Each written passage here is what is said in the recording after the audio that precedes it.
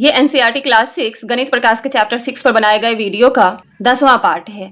Video के इस part में हम क्वेश्चन नंबर 5 से सॉल्व करेंगे। इससे पहले के जो क्वेश्चंस है इससे वीडियो के पिछले पार्ट में सॉल्व किया गया। क्वेश्चन नंबर 5 कह रहा है shape A has an area of 18 square unit and shape B has an area of 20 square unit. Shape A has a longer perimeter than shape B. Draw two such shapes satisfying the given condition. दिया हुआ है shape A का area 18 square unit और shape B का area 20 square unit. कह रहा है कि शेप A का जो पेरीमीटर है वो शेप B के पेरीमीटर से ज्यादा है। अब इस कंडीशन को सेटिस्फाई करने के लिए आपको इस तरह के दो शेप बनाने हैं। सबसे पहले जो डेटा हमें दिया हुआ है वो हम लिख लेते हैं।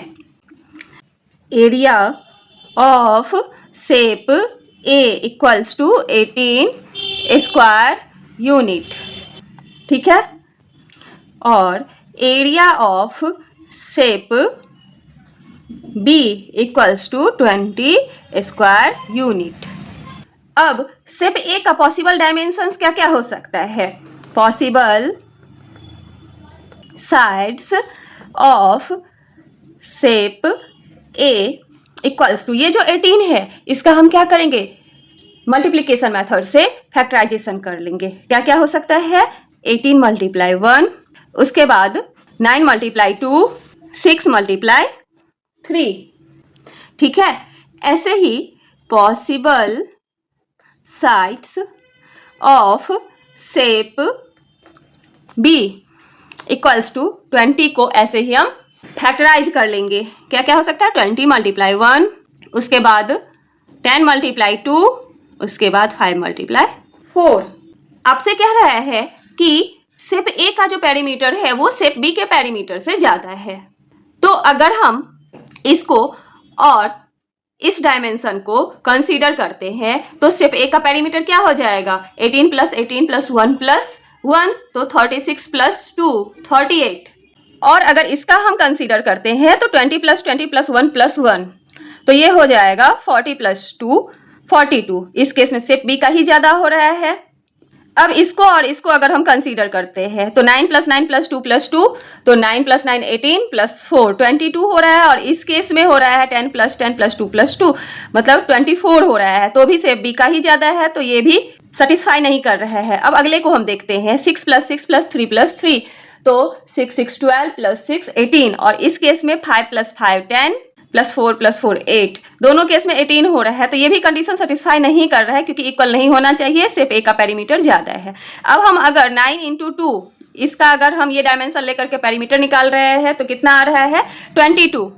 और अगर हम इसको ले रहे हैं शेप बी का ये डायमेंशन ले रहे हैं तो इसका आ रहा है 18। इस केस में इसका पेरीमीटर ज्यादा हो रहा है।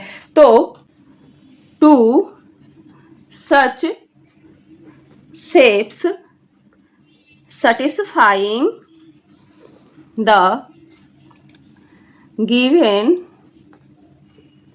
conditions are perimeter of shape A equals to 9 plus 2 plus 9 plus 2। कितना हो जाएगा? 9 plus 9 18 plus 4 equals to 22 unit, ठीक है।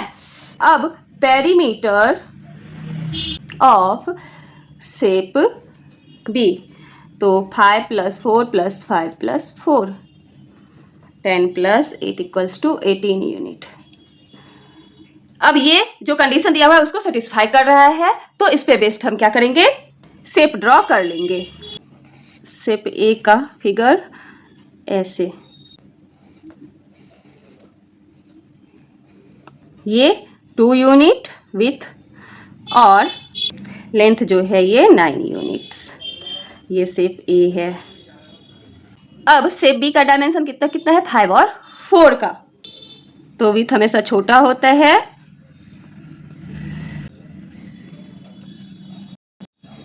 आप स्केल से बना लीजिएगा, ठीक है। ये हो जाएगा 5 यूनिट, ये हो जाएगा 4 यूनिट, ठीक है। तो यही आपको करना था, शेप ड्रॉ करना था, जो कंडीशन दिया हुआ है उसको सेटिस्फाई करे। अब क्वेश्चन नंबर 6 कह रहा है on a page in your book draw a rectangular border that is 1 centimetre from the top and bottom and 1.5 centimetre from the left and right side. आपको ड्रॉ करना है एक रेक्टेंगल जिसका विथ जो है वो 1 सेंटीमीटर है और लेंथ जो है 1.5 सेंटीमीटर है। तो इस बॉर्डर का पेरीमीटर क्या होगा? विथ कितना दे रखा है? 1 सेंटीमीटर। लेंथ कितना दे रखा है? 1.5 सेंटीमीटर।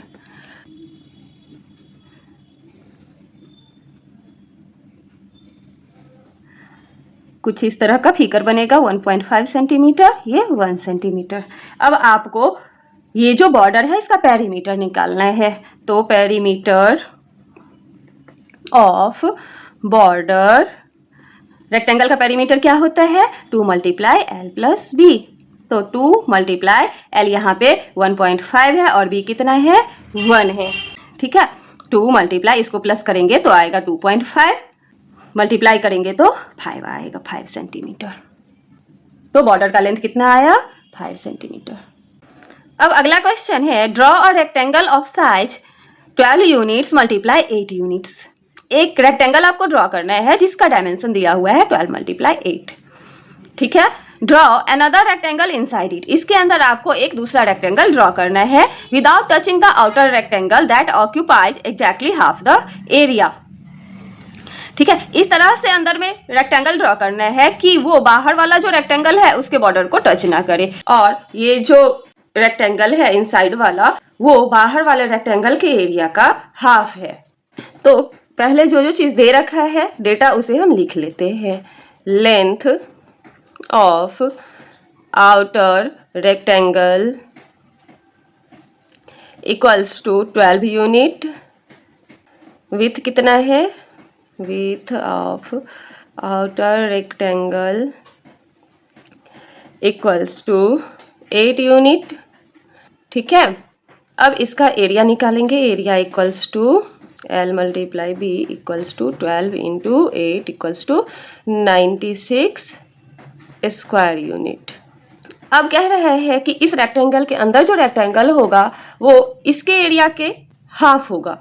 तो area of new rectangle equals to half multiply 96। अब 2 से इसको हम डिवाइड करेंगे तो हो जाएगा 48। इसका कितना एरिया हो गया? 48 स्क्वायर यूनिट्स। ठीक है, अब बड़े वाले रेक्टेंगल के अंदर ये छोटा वाला रेक्टेंगल आपको ड्रॉ करना है। इसके लिए हमको इसका डायमेंशन पता होना जरूरी है, लेंथ और विड्थ पता होना जरूरी है। ठीक है, एरिया हमें पता है, तो सबसे पहले इसका हम क्या करेंगे? फैक्टराइजेशन कर लेंगे 48 का। तो क्या क्या हो जाएगा? मल्टीप्लिकेशन मेथड से 1 into 48, 2 into 24, 3 into 16, 4 into 12, 6 into 8। अब ये बाहर वाला जो रेक्टेंगल है इससे एरिया में छोटा है तो इसका डायमेंशन भी छोटा होगा इससे। इसका 12 यूनिट लेंथ है और विड्थ है 8 यूनिट, तो 12 से छोटा 8 है यहाँ पे। ठीक है, और विड्थ ये इसका ये डायमेंशन हो जाएगा। डायमेंशंस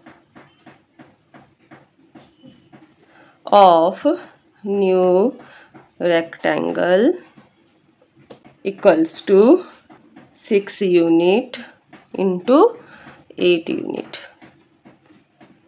ठीक है, अब हमें इसका भी डायमेंशन पता है तो हम रेक्टेंगल ड्रॉ कर लेंगे। सबसे पहले हम बाहर का रेक्टेंगल ड्रॉ कर लेंगे जिसका डायमेंशन है 12 मल्टीप्लाई 8। 12 यूनिट का इसका लेंथ है और 8 यूनिट का इसका विड्थ है।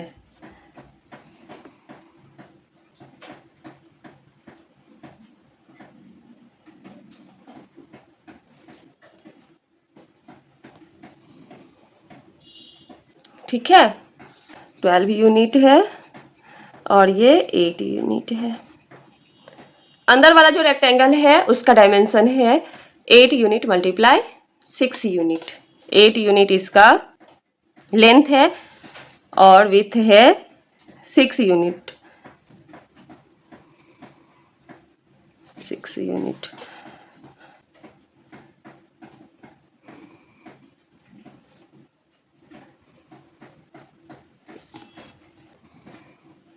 ये इनसाइड वाला जो रेक्टेंगल है बाहर वाले रेक्टेंगल से टच नहीं करना है, ठीक है। ये हो गया 6 यूनिट और ये हो गया 8 यूनिट। तो यही आपका रेक्टेंगल है। अब अगला जो क्वेश्चन है 8 नंबर, ये एक्टिविटी वेस्ट है, इसे आप खुद से सॉल्व कीजिए और इसमें जो ऑप्शंस दिए हैं वो देखिए कौन सा स्टेटमेंट ट्रू है।